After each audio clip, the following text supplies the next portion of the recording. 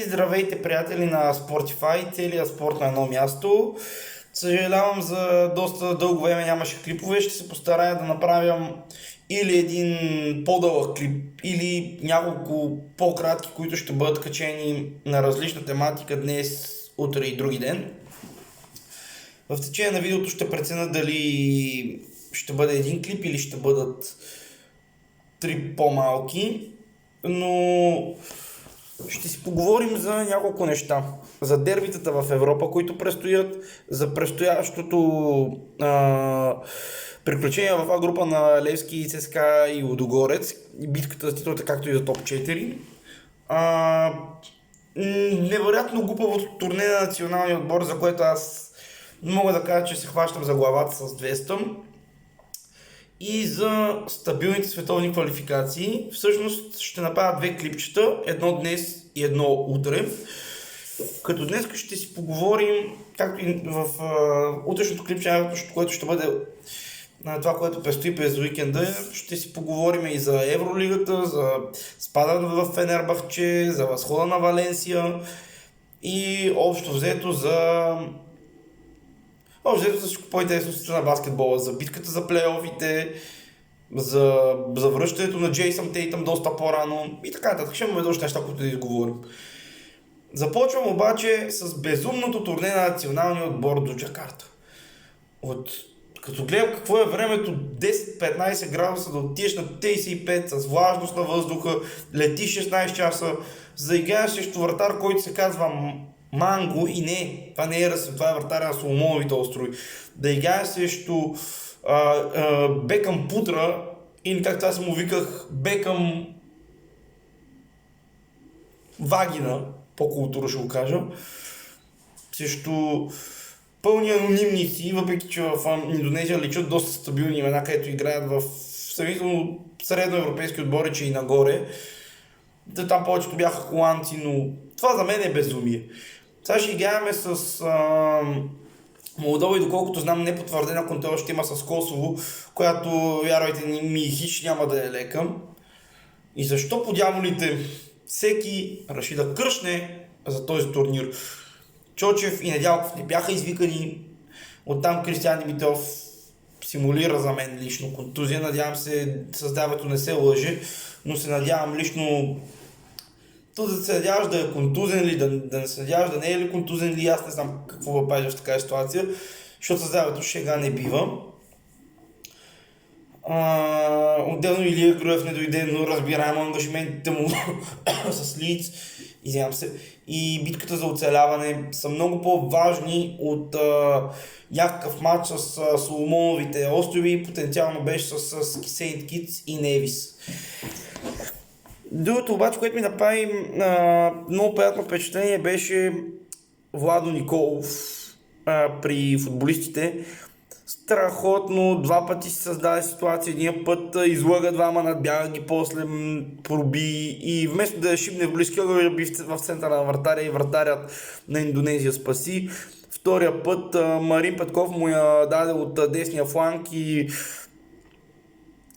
горе-долу малко след дуспата я стреля Владо, но защитник на Индонезия изчисти. Индонезия между другото удариха две гради, което е повече от скандално, че матча може да свърши хик с тези, както ние им казваме, капачки. Но имаше 6 момчета от младежката гарнитура и Александър Димитров по дяволите, защото той ревеше като беше национален селекционер на младежите, че му ги взимат, а сега направи същото.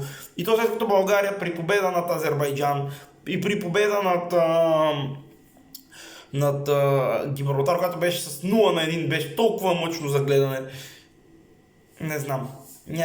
Имаме шансове, но намалява. Трябва да бием Шотландия домакин. Те мисля, че са паднали от португалците, бяха гости. Тя обаче да вземем и минимум точка на чехите и да се надяваме. Мисля, че те също имат матч с Португалия, че Португалия ще ги бие.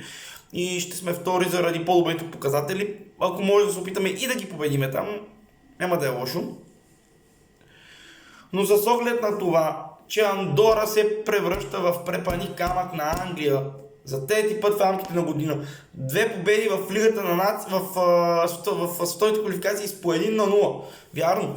Ударите там бяха много. Сега свършиха 1-1, но не беше с нещо от рода на 20 на 80 притежава топката и 2 на 33 удара.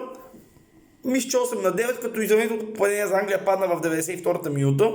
Вярно, имаха положение и да победят, но матч им трябваше с оглед на това, че дори са застрашени, дори второто място да изпуснат, а изостанаха от Словакия на, мисля, че цели 4 точки.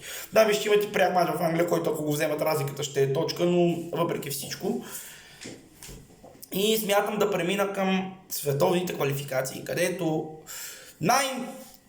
заслужили отбора по ирония на съдбата беше Босна. Не защото победи италианците. Не защото успяха да победят италианците, а защото го направиха с много добра игра. 31 на 8 удара, мисля, че статистиката в полза на това. Преди това победиха и Уелското гости. Да, вярно. 75 минути играха с човек повече след изгонването на Тонали в 43-та минута. Но те преди това, първото поне статистиката я гледах, беше 13 на 2 удара в полза на Босна. И Босна напълно заслужено се класираха. Докато другите държави, лично за мен, не убедиха, че имат място на това световно. Ще започна с турците, които яха с 2 балкански държави, се щатят нещо отгоре домакин. Имаха игровия превес, но двата им гола с по 0-1 побеждаваш Косово и Румъния, дори не побеждаваш Гърция, дори не побеждаваш Сърбия, не побеждаваш Албания, които са в момента във върхова форма, не побеждаваш Босна, Словения, побеждаваш 2 от най-слабите държави. Другите 2 сме ние и македонците, въпреки че македонците пак ги бяха бараж и удържаха едно по време датчаните 0-0, но те победиха с 3 точни удара, вкараха 2 гола общо в двата мача на тези балканци. Ако ти си Турция, имаш играчи в Ювентус, в Интер, мисля, че Челхано го е още в Интер, в Реал Мадрид, Арда Гюлер, като имаш такива състезатели, ти играеш толкова по-скален отбор, особено като домакин, тя го убиеш отбор. 2 или 3-0 беше абсолютния минимум, с който Турция трябваше поет поне вкъщи. Айде в Прищина, разбираемо. От друга страна, другият отбор, който не убеди, Чехия. Първо, с Ирландия, 0 на 2 до 25-6 минута. И тотално надигане, като може да падне още 1-2 гола в тяхта врата. Само вратата им ги спаси. Веднага стана Дуспа, която я имаше, но след това изявиха чак накрая и победиха на Дуспи, мисля, че.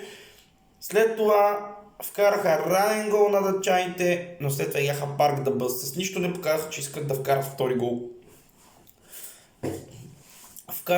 Допуснаха обаче един много нелеп гол. Те буквално очихта положение най-нелепото стане. От глупаво центриране, увисна им защитата и мисля, че Нордегард, мисля, че им се казваше играч. Тук ще ме плюете много в коментарите, не им помня играча.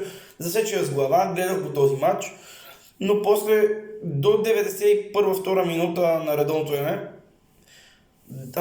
Дания бяха отбор, който търси много повече пълния обрат, колкото Чехия да потърси избягването на продължението.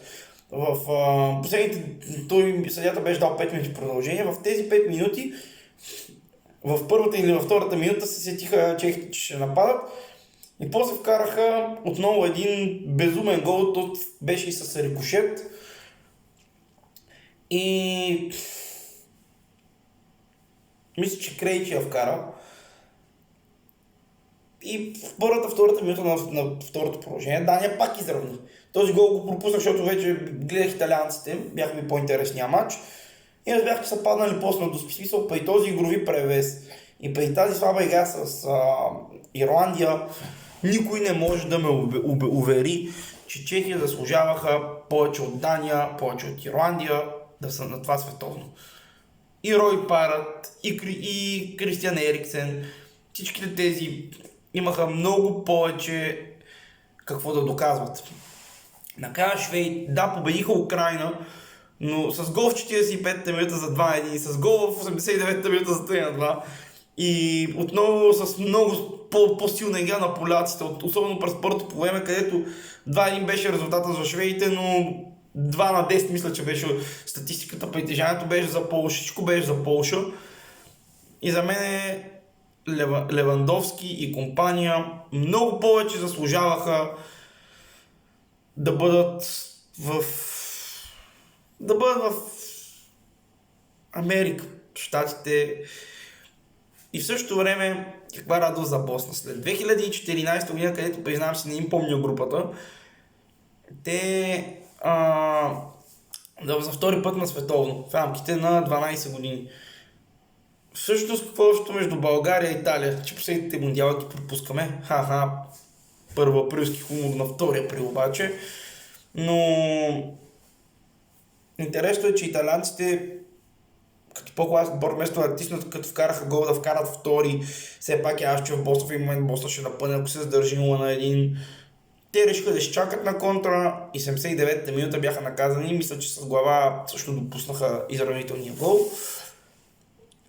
Празненства в Сараево, в Монстър, в почти всички градове големи градове на Босна, но ми направи много приятно впечатление. Понеже аз изпитах носталгия какво сме изпитвали ние като нация, когато аз не съм бил роден през далечната 94-та година, когато сме се класирали 93-та на Парк де Пренс, когато сме правили също луто американско лято. И писах на много босненици, защото ми изкачаха много рилове и в YouTube и в Facebook. И им писах, congratulations from Bulgaria, I hope to be in your place, защото ще надявам се ние да бъдем скоро на тяхното място и така нататък. И много босненици бяха дружелюбно настроени не само към мен и към нацията. Казаха, че сме балкански братя и казаха, че когато 90... Между научих един много интересен факт. Това е за по-младите като мене. През 1992 година, когато Югославия се разцепва и стават Босна, Словения, Сърбия и Черна гора и така нататък, Хърватия, България е била първата държава, която е признала независимостта на Босна и Херцеговина и много хора казаха, че не биха забравили никога нашето приятелско рамо и нашите приятелски услуги, така че аз позволих се стъпа малко реклама на канала. Между другото, ако ви е харесало клипчето, харесайте, абонирайте се към банка, за да станем поне 100 абоната до великите, нека станем 100 абоната. И общо взето, освен да си пожелаем и ние някой ден да сме поне за младежи скоро да се класираме. Преди си класирахме, поне там са и там спяхме да се класираме, но за юноши и за младежи да вземем да се класираме. Между другото, в групата Смъртта 19 годишните младежи, ще ви вметна, не се представиха зле, паднаха само от Англия с петица, мисля, че с петица паднаха, но от Испания и от Хърватия паднаха с по 0 на това си е буквално групата на смъртта, защото това са от най-добрите школи не само в Европа, а и в света. Произвеждат таланти, виждаме още от едно време Ивица Олич, Петкович, Брозович, сега имат Лука Модрич, Иван Перишич, имат играчи, които играят на голямо ниво. Испания и Англия няма нужда да ги коментираме. Бахме само с по 0 на 1. Вярно, че не успяхме да хванем поне третото място, но какво такова? При 17 годишите пък разбрах, че сме били Малта с класическо Колоса Малта с 2 на 1. Слушах и там много интересни коментари. Освен да си пожелаем просто някой ден по някаква форма и ние се класираме на такъв форум, да побеждаваме, да се радваме. В частта утре, която ще коментирам клубния футбол, защото утре се завръща и добрия стар кръг с между другото много интересен матч Локомотив София, Локомотив Пловдив. Ще си позволя да дам една прогноза и тя ще бъде по-ниско резултатен двубой и може би Лок София да не загуби, защото Лок София се доказаха като стабилен домакин. Ще започна още с матча им с Левски през есента, където Марин Петков кара 2-2 за 1-2, с Лудогорец, където просто трябваше един червен картон в края на полувремето преди 1-0 за Лок София да стане 1-3. Добруджа победиха Септември, те победиха Ботев домакин. Опънаха с дори на числото, пък като госта за те в София като цяло играят добре, защото С ЦСКА също ЦСКА не бяха най-добре си футбол на националния стадион Васил Левски. На Герена вкараха 3 гола, макар и дейте след безумни грешки на Евертон, Бала и на цялата защита на Левски. И аз лично смятам, че бихме могли да направим чудото и да се случи всъщност една победа за Локомотив София или един равен, което от една страна ще бъде очаквано, защото аз подкрепям Локото като приятели на Левски, но от друга страна харесвам и Лок София, работата на Генчев, Аралица. Единствено не ми харесва надменното поведение на Спас Делев. Той просто си мисли, че е голям футболист, а в същото време е един дърводелец, дето може да ти заработи някой гол, но като цяло в атакуващата фаза на игра не е от най-активните. Той просто до една или ще направи някоя брилянтна асистенция, или ще вкара някой гол, ще се пласира и ще направи тапин, или ще вкара от дуспа, но по друг начин не виждам. Между другото, сега спомних, взеха точка на ЦСКА в Надежда, където чистата дуспа не я дадоха за Локомотив София, а пък по-спората, която дори не се знаеш дали е вънка или вътре, я дадаха за железничарите. От друга страна Локоплев не убеждава с игра и затова казвам Локомотив София да не загуби. Сега тук има фенове на Локоплев, които ще гледат и ще ме нахейтят. И ще кажа, че може би ще бъде ниско резултатен матч. Ще добавя и по 2 гола и половина. Това е за тези, които бетват спортни прогнози. Не знам колко ще е коефициента Лок София да не загуби и под 2,5, но сигурно ще е към 1,9 до 2. Утре очаквайте втората част, където ще е доста по-подробна. Ще кажа какво предстои, ще си говорим повече и за баскетбол. Ще си говорим за една новина, свързана с Григор Димитров. Ще си поговорим за представянето на Мони Николов и на Александър Николов в Италия и в Русия съответно. Ще бъде интересен епизод, ще бъде по-дълъг от сегашния, така че отново приканям, абонирайте се, харесайте това видео, споделяйте с приятели, нека ударим да станем 100 абоната до края на годината, до Великден, до мача Левски ЦСКА, за който също ще си поговорим. И ще направя всъщност подробен анализ на това, което очаквам от уикенда, така че може би следващото видео, което ще бъде около 30 минути. Надявам се да ви допадне и абонирайте се, ще се видим утре.